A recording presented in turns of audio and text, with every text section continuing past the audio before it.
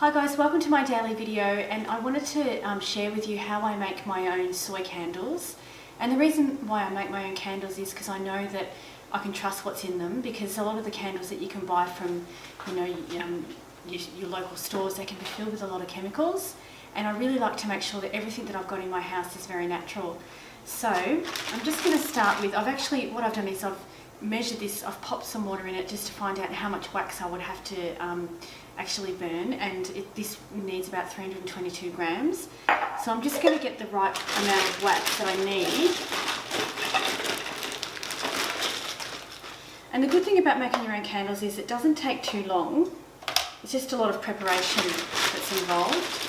And I'm actually going to make today essential oil candle so that I can burn it in my clinic. And the actual essential oil that I've got is Stress Away, so it's a really nice one to burn when I'm seeing my clients. So basically what I do is I just measure out the wax first, and then if I have any wax left over, what I tend to do is I just pour it into this tray that I've got over there, and I actually make melts.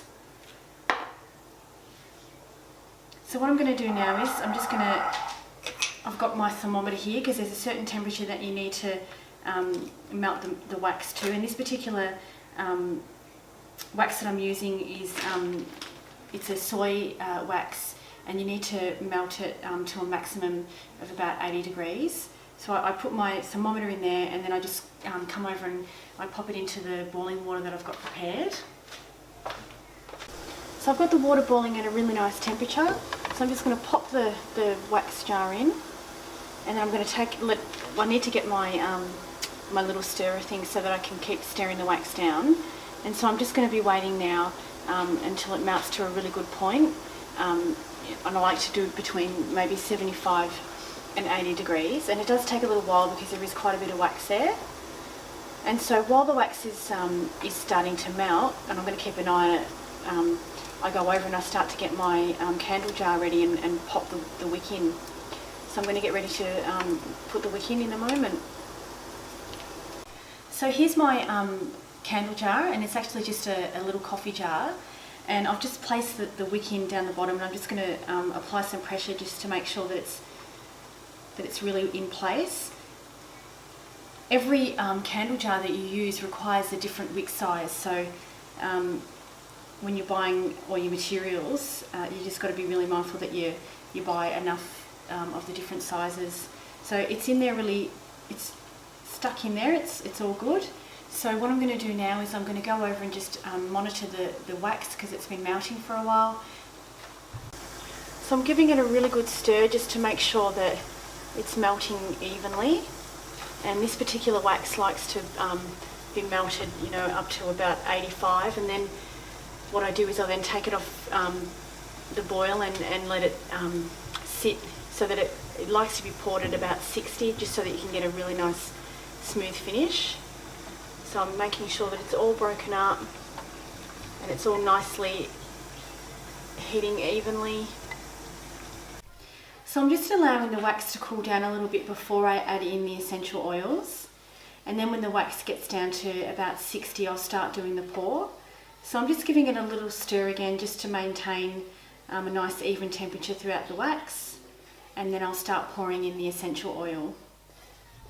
So now I'm going to start pouring in the essential oil, and this actually smells beautiful, this particular one.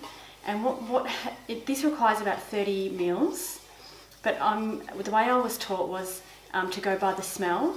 So when you first start pouring the scent in, it's quite strong, the scent's quite strong, and so the more that you pour in, the smell will just start softening.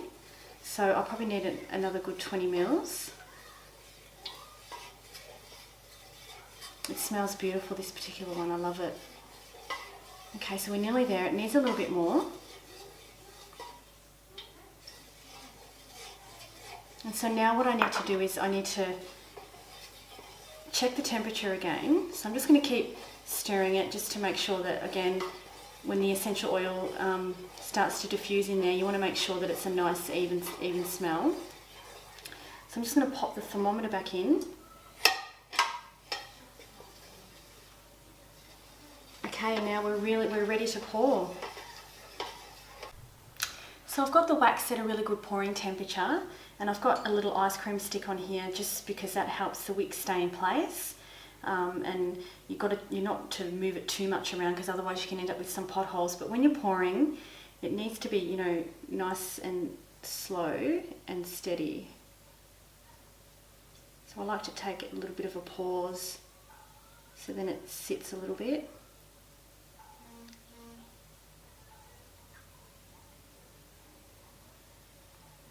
And I try and go up as far as I can. I think I've spilt a little bit on the side. And now I've got a fair bit left over, so what I do is I just get like a cupcake tray and I pour it into there, and then that can turn into, you can use it as melts. So some really nice this essential oil smells really nice, and this one's to help with stress. So it helps with getting rid of any stress that you might be feeling. So now what I do is I can just sit and try not to move the candle too much, because you want the wax to set, and if you move it around you can end up with potholes, and so it probably takes, you know, a good couple of hours to dry, but you wouldn't start burning it for at least 48 hours just to make sure that the wax is completely dried all the way through. There you go guys, it's still drying. I'll probably cut the wick off in the next maybe 2 or 3 hours, and then I won't burn it for another at least 48 just to make sure that it's completely dried all the way through. Hope you enjoyed it. I like to make lots of different ones. I've got lots of different scents, and you know, it depends on what mood I'm in on the day. So thanks for watching, and if you have any questions, please shoot me a message and I'll be happy to answer them. Thanks for watching.